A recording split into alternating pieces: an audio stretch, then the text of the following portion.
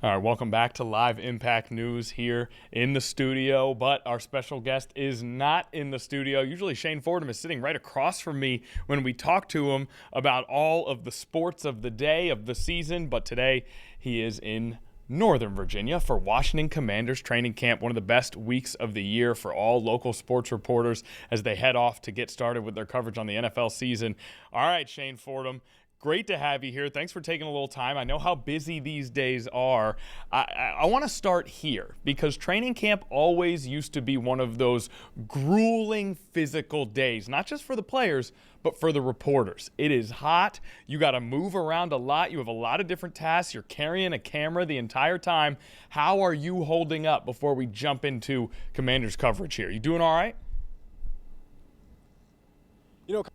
Real with you, it's actually not that bad of a day here. Last year, I remember it was real hot. I was sweating. I felt like I was going through drills, bag drills and whatnot with the D-line, with my former position. But this year, it's actually not bad. Me and Patrick, who's running the camera for me right now, we were talking about it's got a nice breeze going right now. You can probably tell by the look of my shirt, and it was like that earlier today during practice as well. It was sunny. It was a great day for football, but it wasn't overly hot, had a nice breeze. It wasn't gruesome, that normal gruesome weather that you normally would pair with training camp. So pretty nice day for us reporters, but also a nice day for those that were on the field today. Of course, we're getting ready to dive into it all. Just so much to talk about, so much to be excited about for this year of training camp.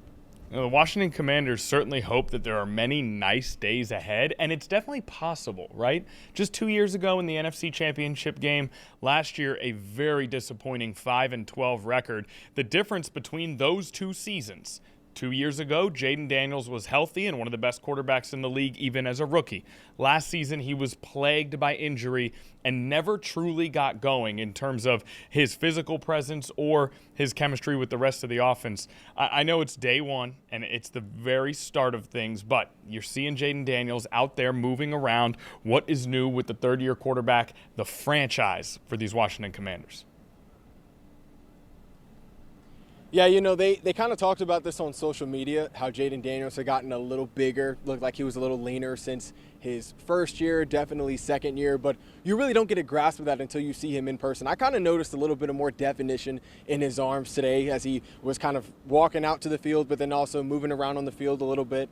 So Jayden Daniels, he looks happy. He's in a good mood. He was obviously moving around today, but, you hit the nail on the head. The difference between those two seasons was the health of Jayden Daniels, but he wasn't the only one that was plagued by injuries. Even just looking at the offense, the O-line was dealing with injuries last season as well. It's hard to throw the ball when you hardly have any games with all of your starters on the field in front of you protecting you. Sam Cosmi, as you remember, was dealing with injuries last year. I believe Laramie Tunsil was dealing with some nagging injuries on and off as well. You had a couple other guys on that O-line that were kind of going through, the usual nagging, reoccurring injuries that happen during the course of a long season, which is really what it was for the Commanders, a very, very long season. But yeah, injuries definitely the story, not just Jayden Daniels, but the offensive line, also the skill players as well. I believe Ja'Cory Krosky-Merritt was the only healthy running back left on the roster at one point during this season. So it seems like everybody is back healthy now. Of course, Jayden Daniels is healthy. All of the starting to supposedly starting offensive linemen are fully healthy. They are feeling great. Had a chance to talk to Sam Cosmi as well, which I know we'll touch on later. But the O-line is feeling good. The running backs are feeling good. The receivers are feeling good. Everyone is primed for all of these different position battles that we're going to be seeing as well. So we're not just going to be seeing position battles during this training camp, but we're going to be seeing healthy position battles, which means the best of the best, not just fighting to replace those who are down. So it's an interesting training camp this year for a lot of reasons when you consider the health aspect. You mentioned Sam Cosmi. Cosmi was someone who did get injured, but before he was hurt last season, he was not only one of the best players on the team, he became someone who, at least as far as we could tell in the media, was a leader within the team, someone who was a go-to when asking questions about the team and the leadership and the coaching staff. Sam Cosmi always seemingly standing up as a public-facing member of that offense. What did you talk to him about today? What did Sam Cosmi have to say to you guys? Yeah, definitely. Sam Cosmi, as we know, he's not the most awarded guy, the most praised guy in the NFL when talking offensive guards. Very underrated, in my opinion, as a guard. Definitely the most dependable lineman on this offensive line, aside from Laramie Tunsil. But Sam Cosmi, he is in very, very high spirits. As you just touched on, he was dealing with injuries last year. He was dealing with injuries even before the season started last year. But this season, he is coming into it fresh. He was kind of bragging to us a little bit, but rightfully so. He deserves to. He's coming in the best shape of his life. That is, I'm quoting Sam Cosmi on that, best shape of his life. He told us that he actually gained 8 pounds of muscle, losing 3% body fat in the process of getting up to playing status, and that is in addition to Laramie also being fresh, to Josh Connerly going into year 2 being fresh, to Brandon Coleman coming in feeling good, feeling refreshed. So, he was talking to us about how he feels individually, but just how the offensive line as a collective feels as well. He told me that he thinks this offensive line is a very slept-on unit, a conversation that you and I have had plenty of times off camera before, very slept-on unit, and he's just excited to really get to work, to put the pads on and get to work with this group this year. But hear from him yourself. I was able to talk to him earlier today, right after practice. This is what he had to say. I think we're a sleeper group. I mean, not really. I mean, we were able to showcase like what we were about last year. I don't think we get enough respect, to be honest with you, but you earned that. So we're gonna prove that. I mean, we got a bunch of dogs on the O-line. I feel really, really good, and being with Coach State, we have a really good chemistry with him. So we believe in him, and we as a group are just excited to be working with him too. Yeah, and Connor, something else I am really excited for are these O-line versus D-line battles that we are going to be seeing throughout training camp. I had a chance to talk to Sam Cosmi about that. I had a chance to talk to Brandon Coleman about that, just in how these units can make each other better, sort of an iron sharpens iron mentality, because we know this offensive line is talented, but the defensive line is also talented, especially in comparison to the talent they had last year. A lot of reinforcements going to that group, including Adafe Owe, Charles Omenihu, who I talked to today. You also have Clavon Chason coming off that Super Bowl run with the Patriots this past season. And that's in addition to the guys they retained in Deron Payne and Javon Kinlaw. They also added an added bonus in defensive tackle, former Hokie Tim Settle Jr. coming over from the Texans last year, which was a formidable, one of the top D-lines in the league this past season. So the fact that these guys are going to be going up against each other with the pads on almost every day in practice, that is something that Sam Cosmi was excited for, and that is something that Brandon Coleman was excited for, just in terms of how those two lines can make each other better. Because honestly, they're not going to see, for each side respectively, like this Commanders offensive line, it's not going to see many D lines that are better than the Commanders O line. And vice versa, the Commanders D line, they're not going to see many offensive lines this year that are better than what this Commanders O line can be this coming season. So it'll be really interesting to see how much both of these lines improve on both sides of the ball. That's something I'm excited for as well. And it's a lot of talk, that offensive line, they put some resources into that line and hoping to protect Jaden Daniels. They suffered some injuries. Daniels obviously had his issues as well.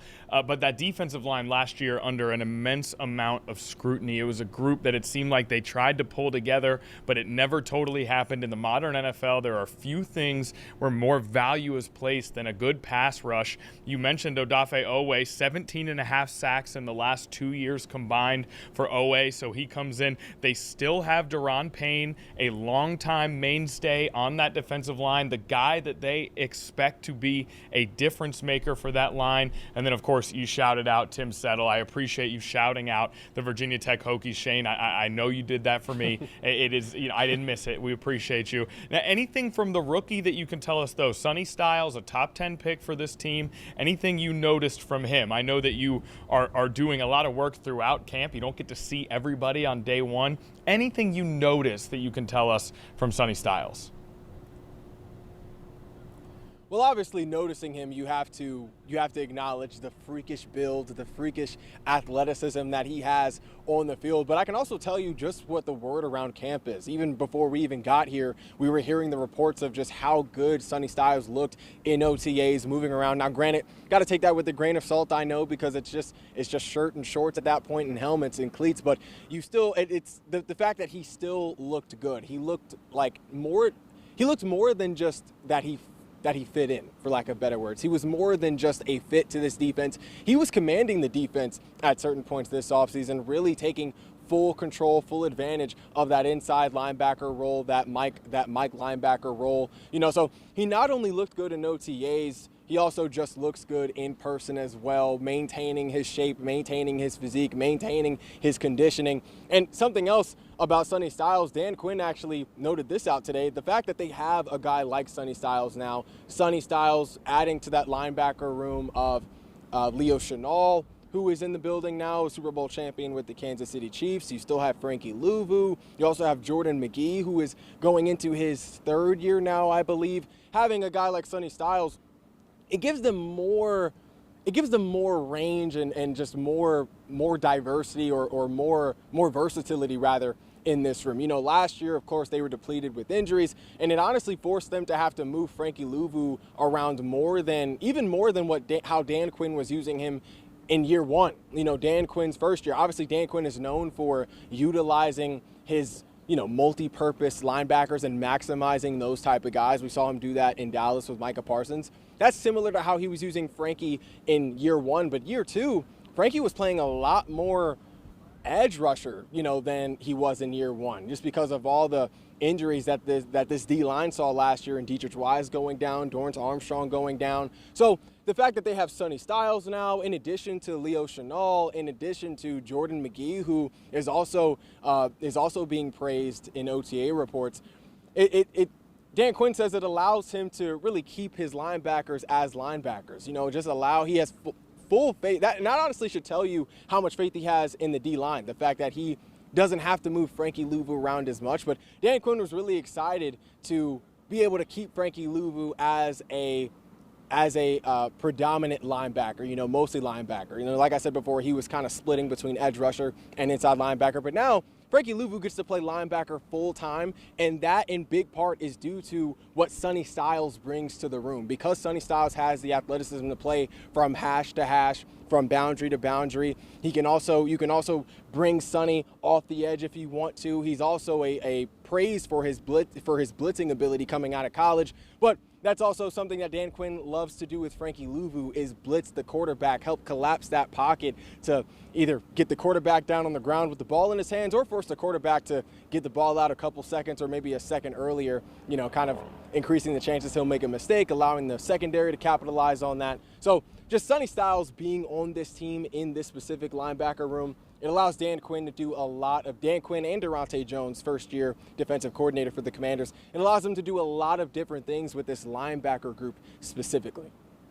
And you talked about Dan Quinn and his sort of defensive excellence, his mastery of the X's and O's when it comes to the defense. That is how he came up in this league as a superstar defensive coordinator. But 2 years ago, when the Commanders went on that run, that unexpected run to great success and then to the NFC Championship game, the talk about Dan Quinn was his ability in the locker room, the energy that he brings, his ability to relate to players, his sort of trustworthiness as a leader and a coach. That is what was so heavily discussed about Dan Quinn as a head coach 2 years ago. Last year, we didn't hear as much of that as things sort of went downhill. You got to speak to him today. Where do things stand with Dan Quinn? What was he? Give us a sense of what he brought to the microphone today. Where is his focus? Where is his energy right now? Well, Dan Quinn obviously has a lot on his plate. As I kind of touched on this before, there's a lot of position battles that we can expect to see during this offseason, during training camp this year. You obviously have, battles on the D-line, guys fighting for starting minutes, who's going to start off the edge opposite of Odafe Owe. You also have to look at the position battle in the running back room, which Norfolk native Katron Allen is very, very much a part of behind Ja'Cory Krosky-Merritt, of course, competing against Rashad White, competing against Jeremy McNichols, those returners as a rookie, bumping elbows with those type of guys. But probably the most prominent position battle on the team right now is the position battle for receiver 2. That was something that was a topic Dan Quinn spent a lot of time on discussing today. Receiver 2 battle, of course, being between Antonio Williams, the rookie out of Clemson, who's praised for his ability to change direction, his route running, his footwork. Of course, you have Diami Brown coming back to the Commanders. Of course, obviously, he was a part of that magical run 2 years ago during Jaden Daniels' rookie year as well, being a key receiver for Jaden Daniels in that offense as well. So bringing him back, he's competing for a spot now. And then you have other guys like Luke McCaffrey, a guy who showed a lot of promise last year before getting hurt. You also have Jalen Lane, who made a little bit of noise, especially on special teams last year with his explosiveness and his speed. So there's a lot of interesting position battles that we're going to be seeing in training camp this year, definitely highlighted by that position battle in the receiver room, of course, playing behind Terry McLaurin as the true number 1 receiver. So Dan Quinn has a lot that is on his plate right now, but it's a responsibility that you love. It's the job that is fun to you. It doesn't feel like work, because these position battles, like I said before, it's not just guys that are fighting for a fill-in spot, because of injuries. These are guys that are These are position battles between guys who are consistently the top guys on this team, who have shown the most promise during OTAs. Kaytron Allen, of course, being one of them, which is really cool to say, the fact that he is a rookie coming in and making this type of noise for the offense, being seen as this valuable of a piece this early on. But it's guys like that make these position battles interesting. And you got to know, whoever wins these position battles, they straight up earned it, which means they were performing at a very high level because of the level of competition that they had to see in practice every single day, which is what they'll see every single day during training camp. So problems, well, maybe not problems, but good sort of issues to have. Good issues that you look forward to solving coming from head coach Dan Quinn's perspective. I don't know what I'm saying. It's nice to choose between 2 really good players. Who is going to start between these 2 great players? And then that means you're also building depth, which is also fantastic, which you love to see. So great news that they are, hopefully Adam Peters building out that roster a little bit. We will note here in the studio, Kaytron Allen, you heard Shane mention how much noise Kaytron Allen is making. A 6th-round pick out of Penn State, but also a 6th-round pick out of Norview High School from right here in Norfolk, Virginia. Kaytron Allen representing the 757 with the Washington Commanders. Tim Settle and Jalen Lane from the Virginia Tech Hokies. Kaytron Allen from Norview High School. So the Commonwealth well represented on sort of their home team there in Washington. Okay, is there anything else we need to know before we let you go, Shane? We know you got a lot of work to do. Is there anything else that stood out that we absolutely need to know here today? Anything else that stood out? He's pondering in real time. This is why live Impact News is great. Because there's honestly so much to talk about with this year's Commanders team because of the influx of new guys, with the combination of, not old guys, but returners that the Commanders were able to retain, in addition to the new coordinators. I would say Rasul Douglas. Rasul Douglas said something interesting earlier today. We had a chance to speak with him during one of the press conferences as well. As you know, he is a corner, one of the incoming corners, trying to reinforce this secondary, a secondary that really struggled last year, a key reinforcement for this secondary that struggled last year. In his press conference, he talked about how much he is looking forward to playing for defensive coordinator Durante Jones. Durante Jones, of course, getting the job, coming over from Minnesota, from being their defensive backs coach.